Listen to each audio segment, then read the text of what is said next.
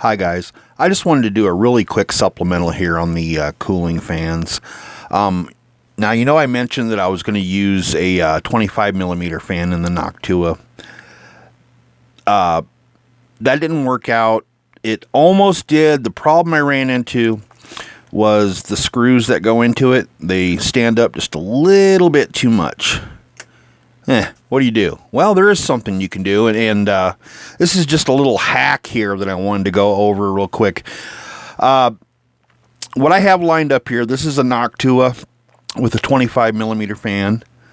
This is a AMD Stealth, all torn apart. You can see the fans for it and the cover for it. And I got a 15 millimeter fan underneath of it. This is the regular Noctua with the 15 millimeter that you would normally put on there.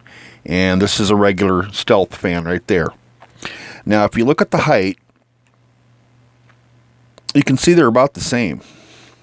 On the AMD fan, the AMD heatsink with the 15 millimeter. And on the Noctua with the 15 millimeter. Now, of course, the AMD only is 80 millimeter, while the Noctua is 92. But what you can do to save some money is hack the AMD. Just take the Stealth fan here and tear that sucker apart and stick an 80 millimeter in there. Of course, you might have to go to the hardware store and get some screws to put in there. Another thing you could do is stick an 80 millimeter up on top. Now, I showed how it's got a place to mount an 80 millimeter fan. One thing you could do is mount the fan on the top of the case, put this on your CPU, and they wouldn't be touching. There'd actually be a gap, and the fan would blow down on it. Now, that gap actually isn't a bad thing, because if you look at the AMD fan, look at that gap in there. So there's already a gap there. So that's just a little hack. Now, of course, you'll have to use a low profile 80 millimeter, but you can get those on Amazon. You just type in 80 by 15 millimeter fan. And, you'll get a whole bunch of choices here. Some of them might not exactly be 15 millimeter. You're going to have to sort through that to see.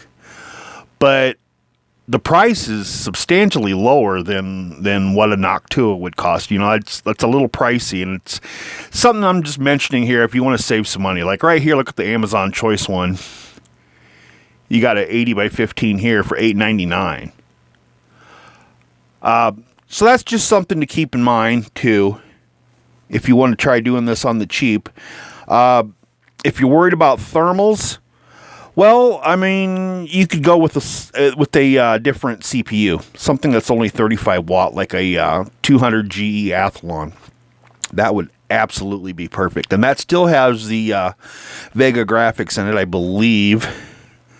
Maybe it doesn't. I know it's got Radeon graphics, but it's better than anything that Intel's got there that's integrated. But that was just something to keep in mind for you if you're still thinking of doing something like this with your making your own HTPC. Thanks, guys.